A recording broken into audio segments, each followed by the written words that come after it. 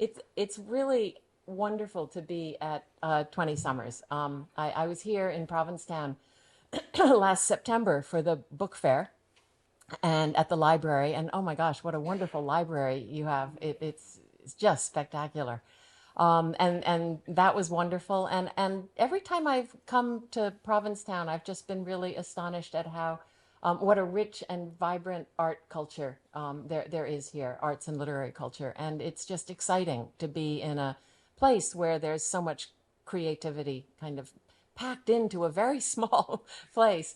And then to be in this barn is amazing. Just to kind of look around and sense the spaciousness of it and feel the kind of creative energy that has obviously been kind of roiling about in here for decades.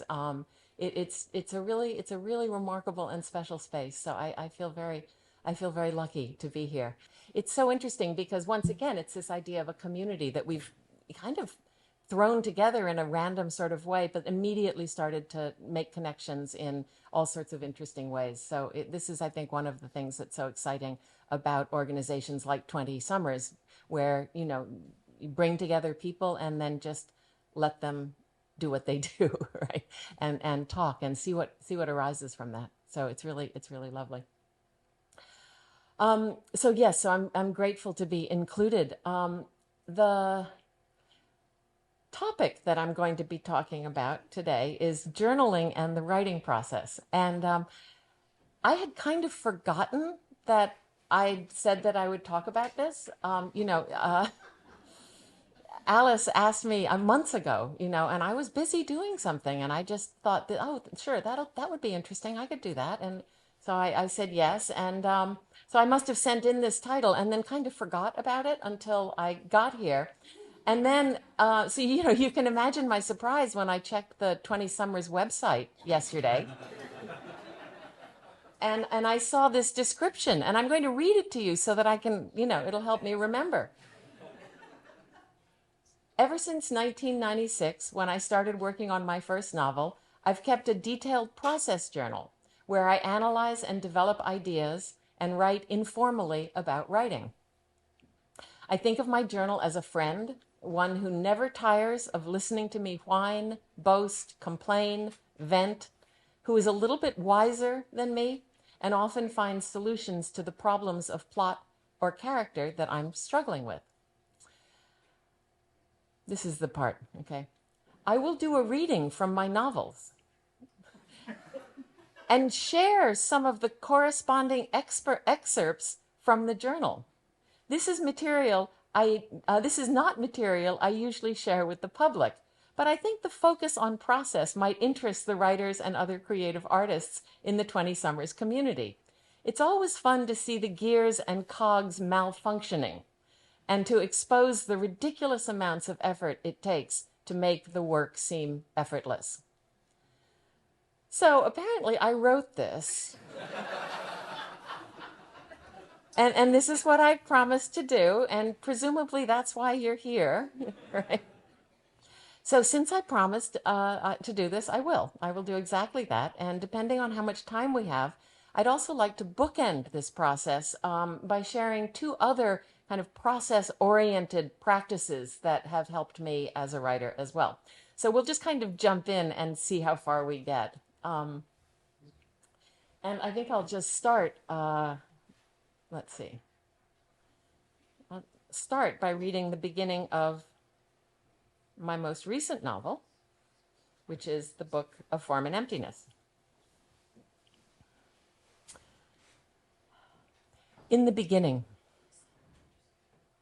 A book must start somewhere. One brave letter must volunteer to go first, laying itself on the line in an act of faith from which a word takes heart and follows, drawing a sentence into its wake. From there, a paragraph amasses, and soon a page, and the book is on its way, finding a voice, calling itself into being. A book must start somewhere, and this one starts here. Okay, so that's the first bit of the Book of Form and Emptiness. And reflecting on it, I realize it's easy to say a book must start somewhere, right? I mean, that's kind of obvious, right? But how does this actually happen? And that's where the real mystery lies to me. What are the processes that create the conditions under which a novel or a poem or a painting or a piece of music can actually emerge? What is the actual process there? And so it's this question of process that fascinates me. And I find myself, this is one of the wonderful things about, getting together with groups of other writers and artists, is that very often we just kind of launch into these analyses of process, right? How do we do things? Writers and artists are not the most temperamentally stable people, right? And writing is really hard. It's financially hard. It's psychologically hard. It's spiritually hard. It can be ethically hard. Um, and writers are not known for their patience, right? There's this, the old saying about writers don't really want to write; they want to have written, right?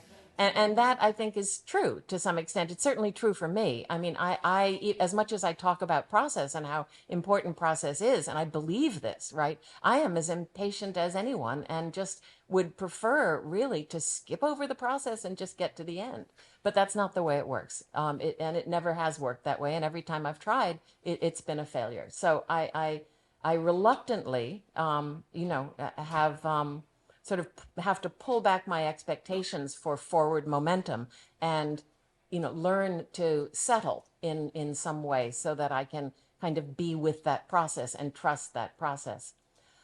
If you can't find a way to sustain and stabilize that process, you burn out, right? And then you can't do what you need to do as a writer or an artist. And I think this applies to all of us, whether we think of ourselves as writers and artists or not.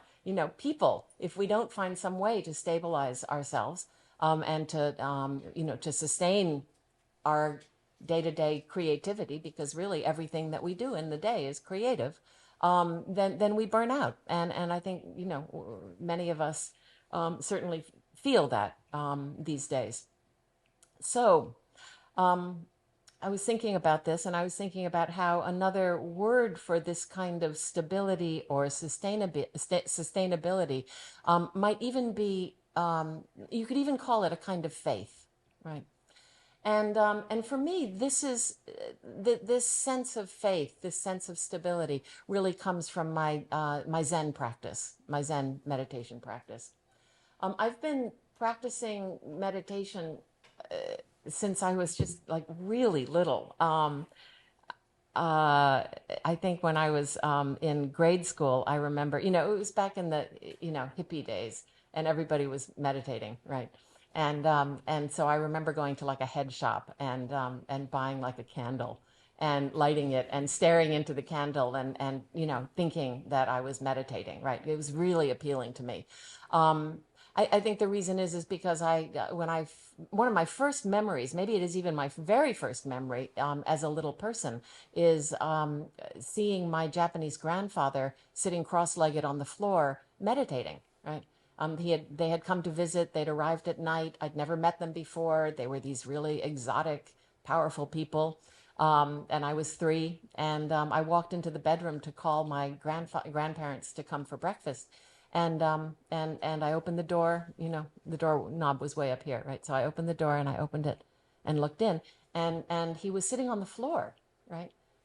Cross-legged, meditating. And this was in 1959, and grown-ups like my parents didn't sit cross-legged on the floor, And so this was astonishing to me. And he opened his eyes just then, right? And he looked right at me. And there was a sense of, like a kind of transmission happening, right? And I was a little bit terrified and went running out to tell my mother that my grandfather was sitting on the floor, acting weird. He was rocking back and forth, right? He was rocking back and forth. So in any case, I've worked with meditation and been attracted to meditation for years and years. I started practicing seriously when I was in my 30s, and my parents were starting to decline. And I'm an only child. My father had a heart condition, and he was dying. And my mother had been diagnosed with Alzheimer's, and so I was going to be taking care of her too. That was clear to me, and I didn't really know how to how to handle this. This was too much, and that's when I really got serious about the meditation practice. And I'm now thinking back on it. I was in my mid 30s, I guess, at the time, closing in on 40. And I got very serious about practice, mainly because I needed something that I could do that would give me enough strength, to to do this thing, right? To take care of my parents in this way. And I'm now thinking back on it, I am so grateful for that, for all of that happening, because at this point, the meditation has become such an integrated part of my life that I can't imagine living without it. And two, I don't think I would be writing now if I hadn't started meditating at that point. I have a feeling that, the demands of publishing and the kind of crazy mind-bending stuff that happens when you have books out in the world, I think it probably would have derailed me. It probably would have pushed me off center, and I think I probably would not have been able to continue to have a sustainable writing practice. So all of this to say that meditation is really the ground for my writing. And after 30 years of doing both, I can see how the two practices really feed each other. We can talk more about this at the end if you'd like, but really, I think my novels have grown from the meditation practice. And to some extent, I think the writing practice has fed the meditation practice too, even though that seems a little counterintuitive. But in any case, instead of just kind of sitting here and listening to me yammer on about this, what I would like to do is actually invite you into sharing this experience, just very briefly, and doing a short meditation together. If would that be okay? Good. And I see everybody knows how to do it already because you're all sitting up. So that's great. Yeah. The first thing is just to kind of sit up straight. And if you're holding anything in your hands, maybe put it down. You can have your hands on your knees, feet planted on the floor. It's nice to have a kind of stable tripod-like posture, so your 2 feet and your butt on the chair. And then just sit up straight, and you can close your eyes.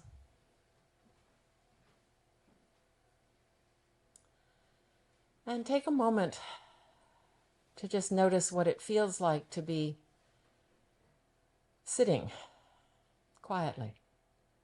What it feels like to be inside, or to be a body sitting. And then take a couple of deep breaths.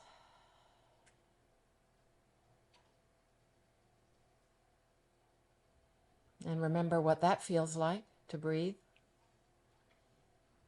It's a good thing that we can breathe without having to remember to do it,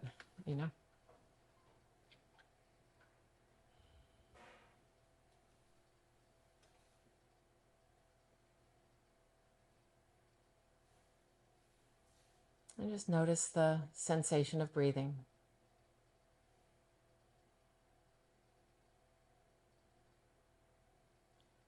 And then we'll do a very brief body scan so you can bring your awareness up to the top of your head. Noticing any sensation along your scalp.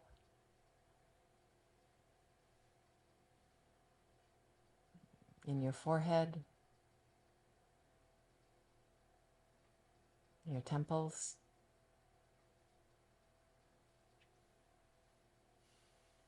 Just if you notice any tension there, just work to soften that tension. Just allow that tension to soften and all those little muscles to relax. And then allowing the awareness to move down into your cheeks, into your mouth, your jaw, your whole face. Our faces work very hard for us. And so this is a nice opportunity to just allow your face to rest.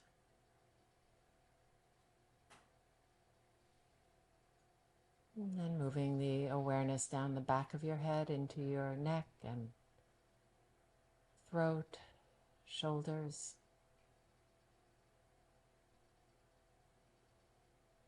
Just resting, relaxing.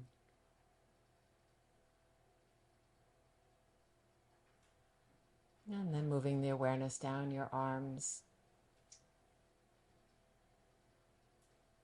and your elbows, your forearms, wrists, and all the way down into the palms of your hands. And just notice all of the little points of contact where your palms are making contact with maybe your knees.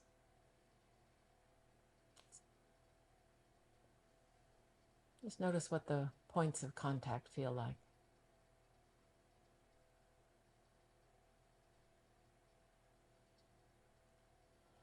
And then on the next inhalation, bring your awareness back up into your chest.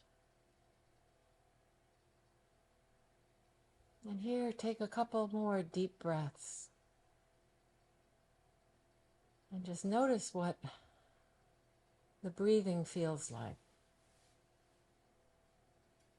Notice the expansion and contraction of your chest and your rib cage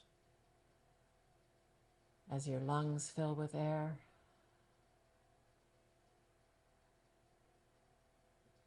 Notice all of the little other small sensations that accompany breathing. So perhaps your clothing shifting against your skin. Perhaps you can feel your breath in your back, in your shoulders, in your stomach.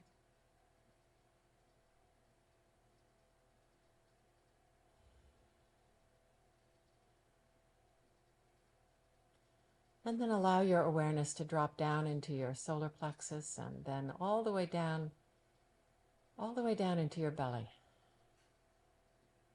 And here, take a moment to really relax your stomach.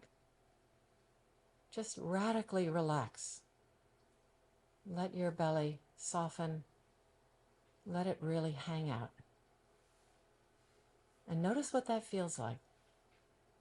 This is something that we don't do very often. We hold, again, a lot of tension in our stomachs. So just give your belly a chance to relax.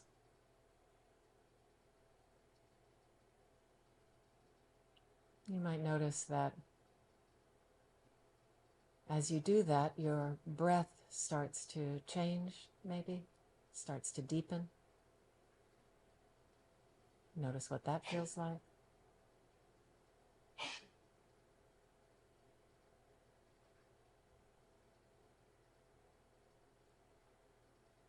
And then allow your awareness to move down into your pelvis, your hips.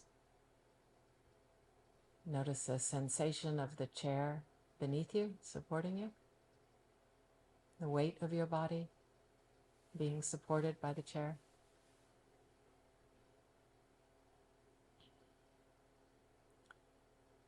And then moving down your legs, through your knees, your shins, ankles, all the way down into the soles of your feet.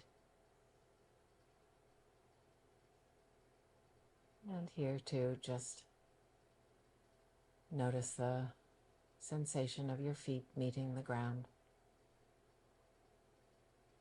Noticing all the ways in which your body is being supported by the earth, by the ground, by the chair.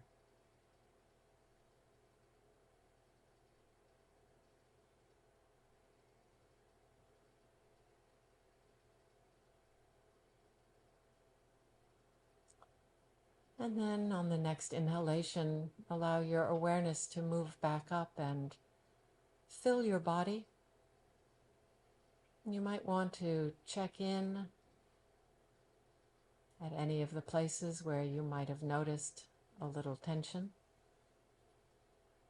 And just use that light touch of your awareness to help you soften those places again.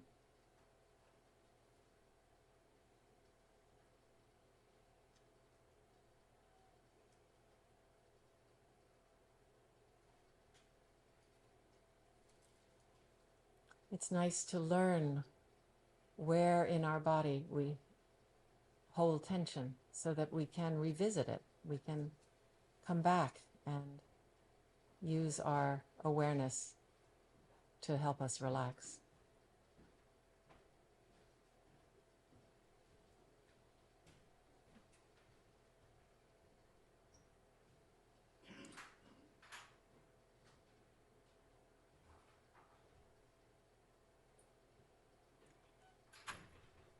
And then as we're sitting here, just start to notice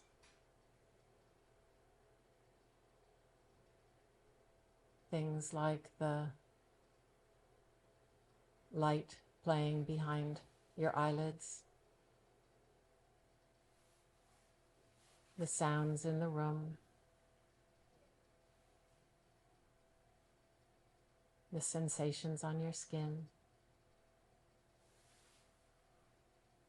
Perhaps there's lingering tastes in your mouth. And perhaps as you breathe, you'll notice some scents in the air. Just all of the sensations that come to us through these sense gates.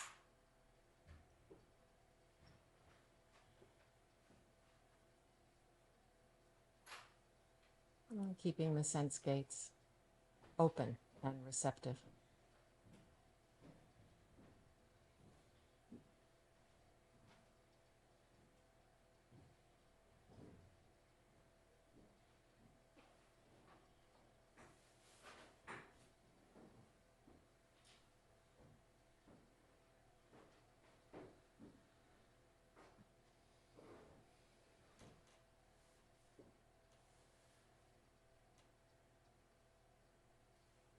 And you might notice that thoughts come,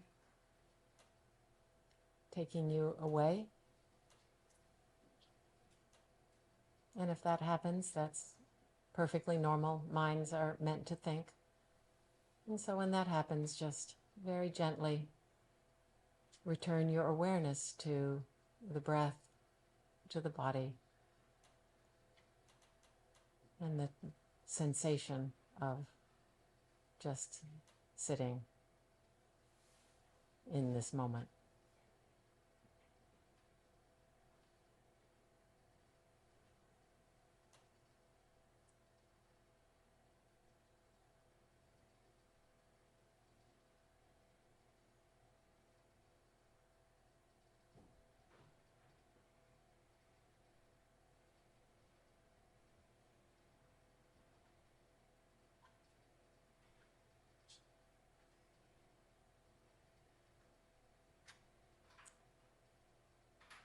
And then as we prepare to end this, then just with your eyes still closed, bring a little movement back into your body, just rocking from side to side, and forward and back.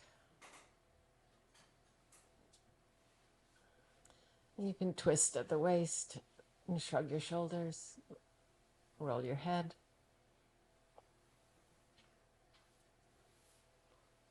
And just before you open your eyes, just become aware of the fact that you are going to be opening your eyes, that things are going to change. And so as you open your eyes, just notice that change and be aware of it. So whenever you're ready, open your eyes.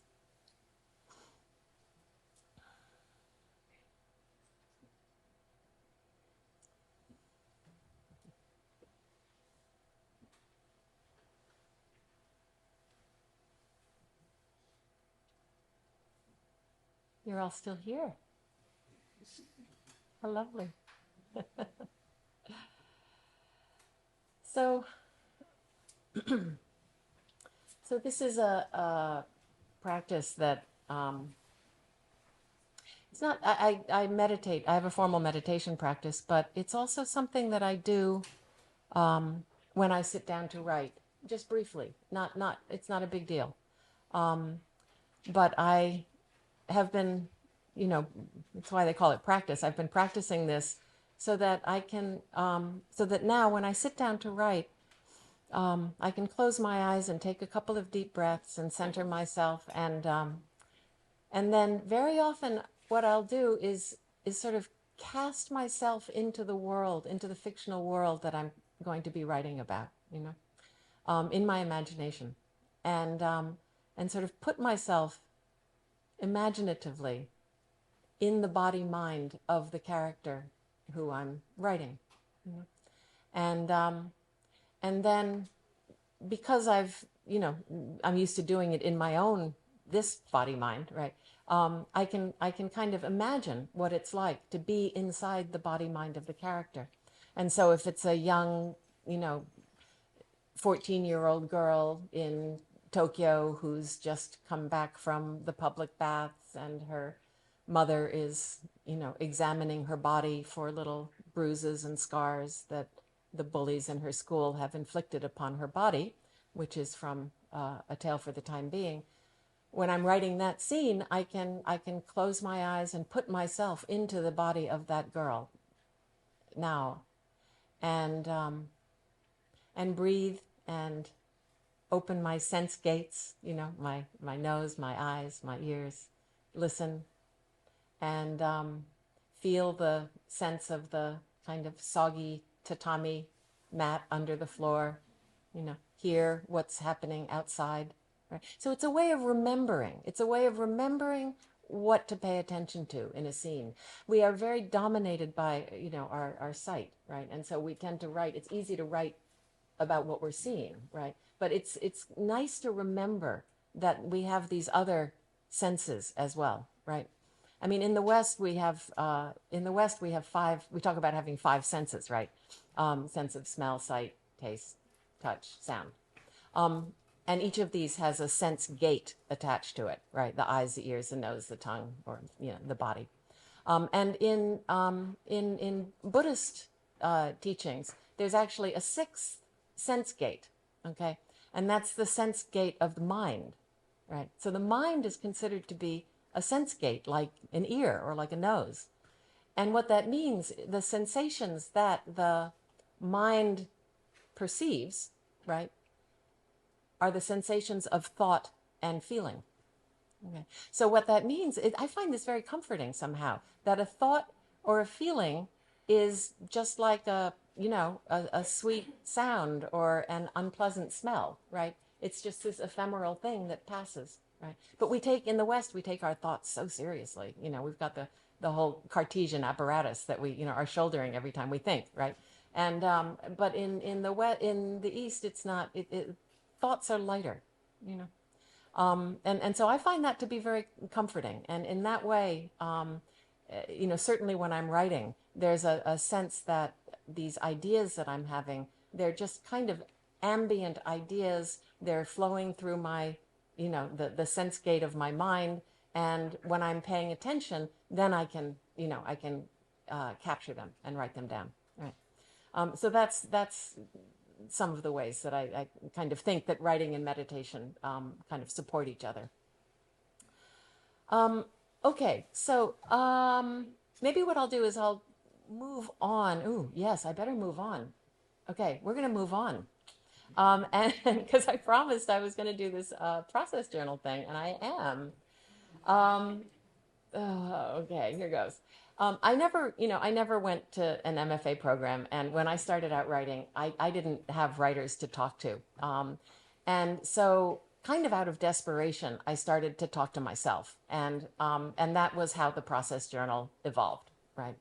I talked to my husband, Oliver, too, and if anybody's read A Tale for the Time Being, Oliver, right? He's like a really nice guy, incredibly patient. and smart. And but novel writing is a kind of an obsession, and it's not good to subject your spouse to that level of obsessiveness, right? And so I try to spare him from that whenever I can. And I also think that, speaking, talking too much to other people is also not good for the writing. I think that there's a certain amount of energy that, when you're working by yourself and you're working in silence, the the creativity kind of builds, right? And the excitement builds. And if I find that for me, if I talk about a project too much, the energy dissipates, because why bother writing it if I've already said it, right? So I try not to talk to other people too much about what I'm writing. And I certainly never talk to my agent or my editor about what I'm writing, because that would be such a mistake. I like to finish things, and then we can have that conversation. So my process journal, I usually, this is kind of corny, but I call it PJ, okay? And PJ is like my constant companion, right? PJ is always there when I need it. PJ helps me track and kind of stay attuned to the process of writing. PJ is amazing because PJ is always interested in me, right? Never is bored with me. Sometimes gets a little impatient, but is never bored. It's interested in my writing process, in all of the minutia of my protagonists' lives. It's a very receptive and sympathetic listener, right? Asks me all the right questions, and very often will come up with ideas, workable ideas, and solutions to the questions after these conversations. As I said before, the PJ is just a little bit wiser than I am, which is very interesting, I think. We've been friends for about 30 years now. PJ used to live in like bound notebooks, like this, right? Harriet the Spy, anybody? But in around 1996, PJ went digital. We all went digital, right, back then. And I kind of miss writing by hand, but the thing about having PJ living in a digital format on the cloud is that it's always available to me, right? And so now, you run out of pages in a notebook, but now I have almost 30 years worth of process journal that I can access at any time, and that is incredibly handy when I'm writing and when I'm thinking about writing, and certainly when I'm teaching. So that's where PJ lives. What I'm going to share with you is excerpts from My Year of Meats. Now, thank goodness, because I kind of had forgotten that I was going to do this. Tim's Used Books had a copy of My Year of Meats, right? I was so relieved. And the original paperback too. So I was really happy about that. The excerpts I'm going to share are from the work that I was doing with My Year of Meats. I don't expect all of you to have read it, so I'll give you a brief summary. It's a story about two women who live on opposite sides of the planet, New York and Tokyo, who are connected by a TV reality show. Okay. One of the women is Jane Takagi Little, and she's a documentary filmmaker living in New York. She's hired to make this kind of madcap reality cooking show for Japanese television called My American Wife. That's the name of the show. And the show features American housewives, their lives, their homes, their families, and their delicious recipes for beef. Okay. And I'm just going to read you, because I can. This is Jane's pitch for the show, okay? My American Wife. Meat is the message. Each weekly half-hour episode of My American Wife must culminate in the celebration of a featured meat, climaxing in its glorious consumption. It's the meat, not the missus, who's the star of our show. Of course, the wife of the week is important too. She must be attractive, appetizing, and all-American. She is the meat made manifest. Ample, robust, yet never tough or hard to digest. Through her, Japanese housewives will feel the hearty sense of warmth, of comfort, of hearth and home, the traditional family values symbolized by red meat in rural America. Okay, so that's Jane's pitch for this television program that she is now going to make. The show is sponsored by a group called Beefex, which is a U.S. meat lobby group. Okay, and the point of the show is to convince Japanese housewives to buy American meat. All right. Akiko, the other woman, is a housewife living in Tokyo, and she's married to Jane's boss, a guy named Joichi Ueno, but he likes to be called John, as in John Ueno, right? And he's the abusive Beefex ad rep. And he forces his wife Akiko to watch episodes of My American Wife every week.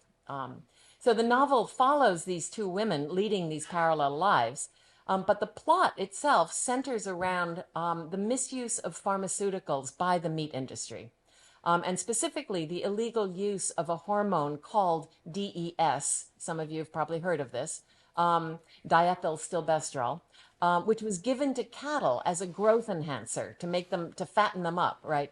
And which also causes severe health problems in humans.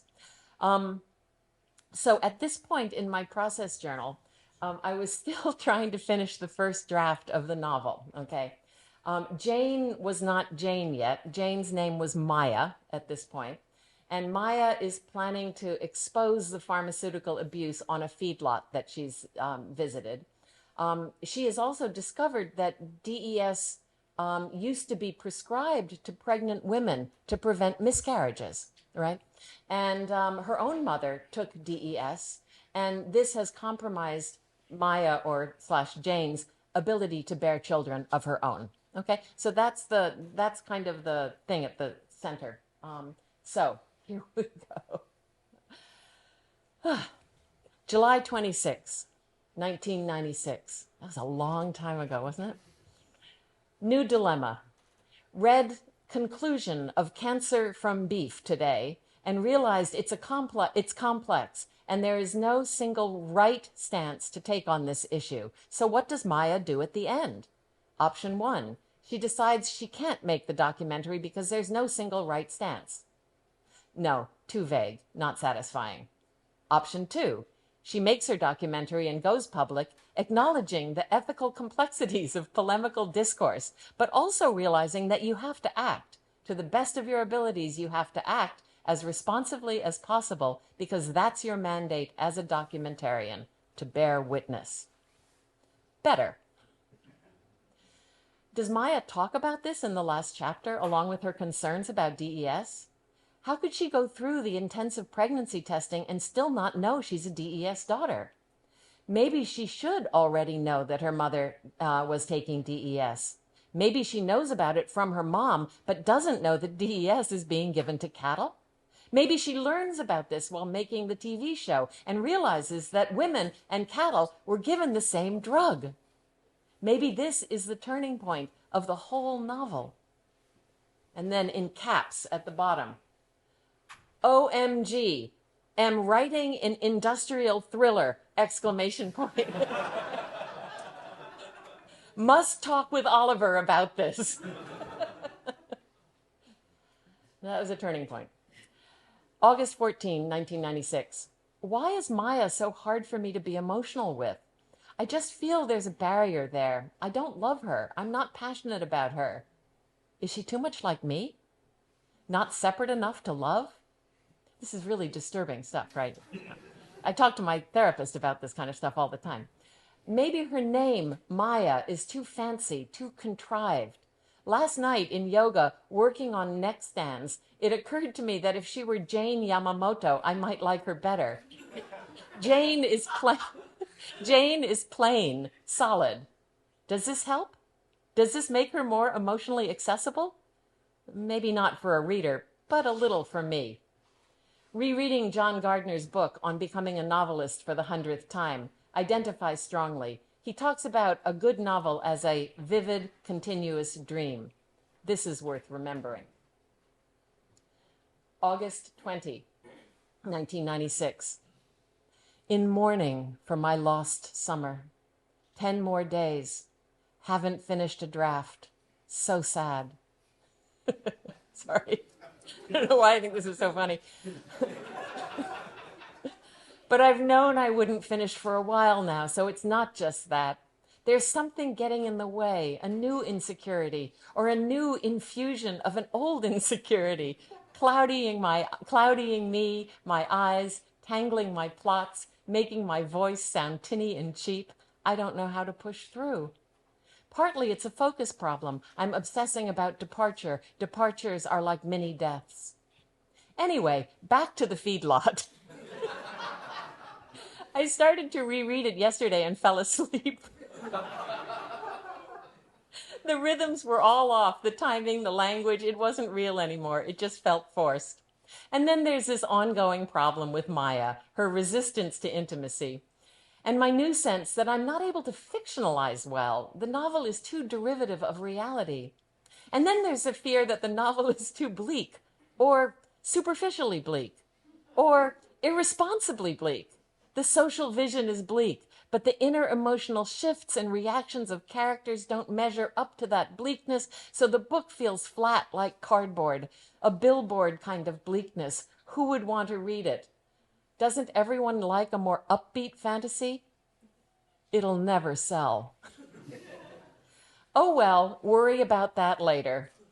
I need to readjust my attitude towards the amount of work I still have to do. I'm not even half finished, but I still want to get a draft done by March 12th, 1997. That's my goal. Time to buckle down. And so March 12th is my birthday. And I was 40 years old when I was writing this, and I was $30,000 in credit card debt from financing 2 independent films using my Visa card. Bad idea. I was really desperate, and I'd moved to Canada, partly to get away from my creditors, and also because Canada has health insurance, free health insurance for impoverished people. And because of all of this, I was really fixated on selling this book, right? I'd given myself an ultimatum, that I would write the novel in a year, give myself 1 year to write the novel and to sell it for $30,000, right? I just wanted to zero out. That was my goal. And I, basically, if I can do this, if I can cancel the debt, then I can be a writer, right? If I can't do this, if I fail to do it, then I have to get a job at a bank. Okay. So I spoke Japanese, and so it would have been easy for me to get a job at a bank, right? At a Japanese bank. Anything worse. So that was a serious consequence there, like I was very serious about finishing this because I really didn't want to work at Sumitomo Ginko. No offense to Sumitomo Ginko. Wednesday, January 29th, 8:15 a.m. I started putting the times in. I don't know why exactly, but blah day so far. Got involved in that damn pregnancy timeline again and started fussing with it. Ultimately, I think it's necessary, but I didn't get any writing done in the morning. However, I logged onto the library catalog and found lots of promising books on DES, pregnancy, toxicity, etc. I need more grounding in this, especially to write Jane's confrontation with her mother. This information is critical. Why did her baby die? Not a simple miscarriage induced by the accident, something else. I want this to be ambiguous and complex. It both is and is not Jane's fault. Jane is in her 15th week of pregnancy and feeling good. Fetus is 4 inches long, nail buds, arms long enough for hands to grasp each other, can suck fingers, make complex facial expressions. Need to keep track of phases of Akiko's pregnancy too. And so the research that I did at the library there turned into this kind of mystical little scene where Akiko, who is pregnant herself, is kind of seeing her fetus, seeing her embryo grow. And I'll just read a tiny little bit of that. At night, she lay in bed and watched her baby grow. At 7 days, it was a single layered ball of cells that folded over and over again to form layers of cells, the outermost of which, at 13 days, began to bulge. It was the primitive streak, a marker for the main axis of the body, tracing the path for an eventual spine. The organizing design principle of human symmetry was now in place. At 18 days, the embryo entered the neurula stage, initiating the development of the nervous system. By the end of the month, it had grown from a single microscopic cell of perfect simplicity to an exquisitely intricate organization the size of a grain of tapioca. Now, millions of differentiated cells performed diverse functions: nervous, digestive, muscular, vascular, and skeletal. There were rudimentary indications of eyes, whispers of ears, and even the whiff of a nose. One more. At 22 days, she watched as a non-functional set of kidneys appeared, looking like those of a primordial eel. Later, she knew these would be displaced by another pair, like the ones found in fishes and frogs, until finally the humankind developed. The embryo now grew 4 pairs of gill arches and even a temporary tail. Like the tadpole it resembled, it would lose both. The foundation for integrated human complexity was laid. Her baby-to-be was full of promise, from the tip of its tail straight through to the beginnings of its chambered yet primitive heart. So that was the section that I was writing as I was also fretting about timelines, because timelines become very important, right? Okay. January 30th, 8:50 a.m. Slipping, feeling oppressed by undone tasks. Must clear them up today. Yesterday spent at library. Good books on DES. Must take time to read. Jane must confront cancer scare. That is big. When? How? Gets pretty curt there after a while. February 10th, Monday, 8:30 a.m. Weird day. Good, though. Wrote 6 pages, first scene of December, almost despite myself. I didn't think I was ready to start. Was putzing around, feeling sour, sort of lousy, and then just started. Don't remember how. Then was in the middle of it and was moving right along. Am suffering from the certain knowledge that I am fooling myself, that I will not finish by March no matter how hard I try, and that even if I did finish, I won't find an agent, and that even if I find an agent, the book won't sell. Certainly not right away, not without arduous, tedious rewrites, pain, tears, poverty, and other excruciations. How can it be otherwise? Okay, now that's acknowledged, I can go back to work, to all my happy delusions. I love my bounding optimism, as long as it bounds. It's been feeling a little bit deflated these days. February 15th, wrote first part of final scene, Jane in Memphis, very hard, blah, blah, blah. Am feeling perfunctory, automatic, gushy, sentimental, lazy, repetitive, etc. Not good writerly head. Words are not coming to me, or if they come, they feel too glib and boring. Like I can get it down, but I can't get it down with any strangeness or real, muscular, substantive language. Can't chew my sentences because there's nothing there, or the seasoning is uniformly heavy-handed, and the tastes all blend into mush. And then in big black letters, get strange later. For now, just concentrate on getting it down. Okay, I see. Tomorrow, finish last scene. Monday, February 17th, 1997. I wrote it. The end. I finished a draft of my very first novel. Made my deadline. There it is. Done. Yeah, sure. Like wrapping a 400-plus day film shoot. Congratulations. Now the edit. The real work starts. Are you ready? Yeah, but this is the day. This is the day. And then in big caps, I did it! Exclamation points. Okay. February 18th, Tuesday. Went back to the beginning to get a running start. Tidying up lots of inconsistencies. It's going fairly well, and I'm not disgusted with the voice, which is what I'm generally most critical of. February 21st, reading about restorative three-act structure of screenplays. Still troubled by the perfect tidiness of my ending. Only happens in fiction. Can this be the point? That fiction is the only way to ensure this tidy perfection? So then the perfect tidiness of the ending becomes a comment on itself, on the tidiness of fictional narrative endings? The ending casts doubts on itself, rocks Jane's reliability as a narrator. Ooh, I like this. Saturday, February 22nd. Each of the American wives must have a raison d'etre. What does Jane learn from each one? What does she need to learn? How does each wife change Jane? Sunday, February 23rd. Started a wives spreadsheet in Excel to try to work out some of these problems.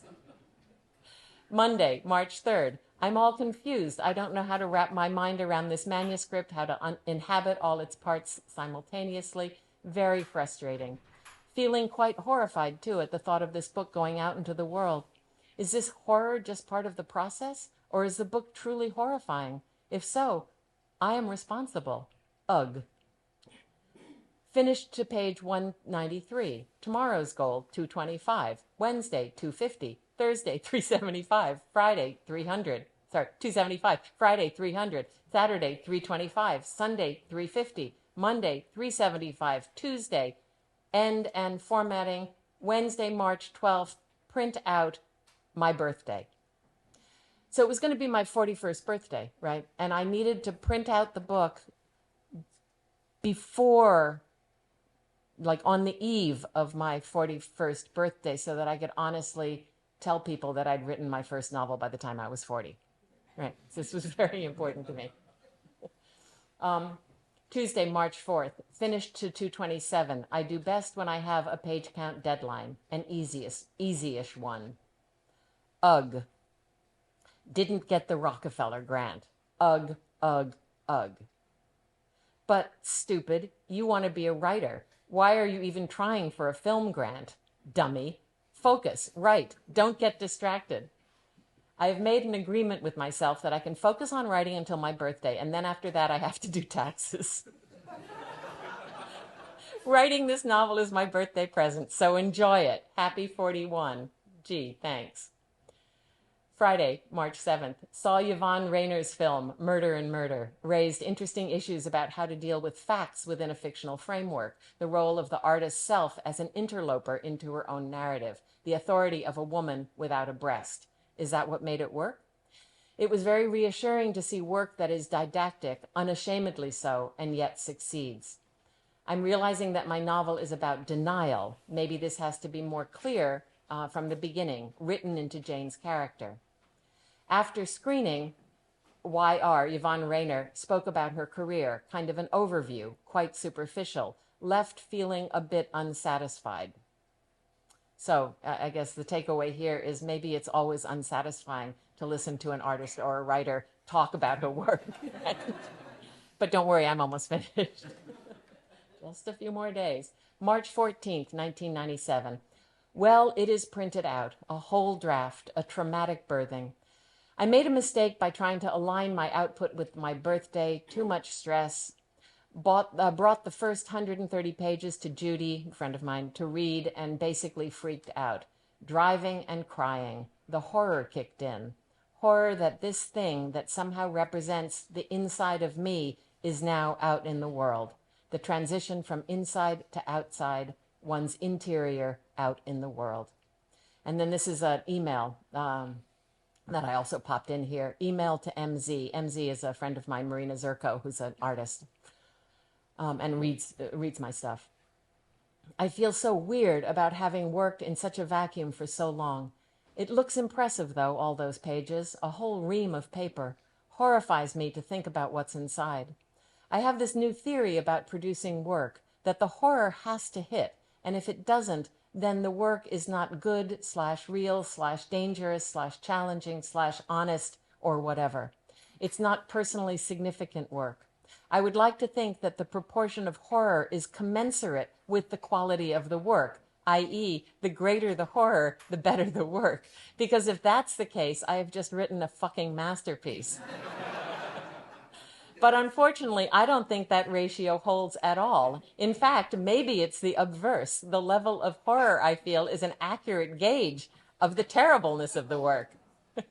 God, I hope not. Anyway, I am freaked, psyched, terrified, delighted, and just plain interested in what you have to say about it. This ratio between horror and quality of the work I later dubbed the mortification ratio. Okay. March 20th, 1997, perched on the edge of departure. I was going to go to New York. Thinking back on the past month and a half, January 27th through March 12th, during which time I wrote the last 3 chapters, a considerable number of pages, as well as a major rewrite and several finer passes through it too. Big work. Yes, I can be proud of this. I am proud, I think. Met with Judy on Tuesday. She had good things to say. I sensed that she has reservations about Jane. Akiko is her favorite character. Is this a problem? She said the first pages did not feel like a novel, rather like a well-crafted essay. Anyway, I am off to try to sell the damn thing.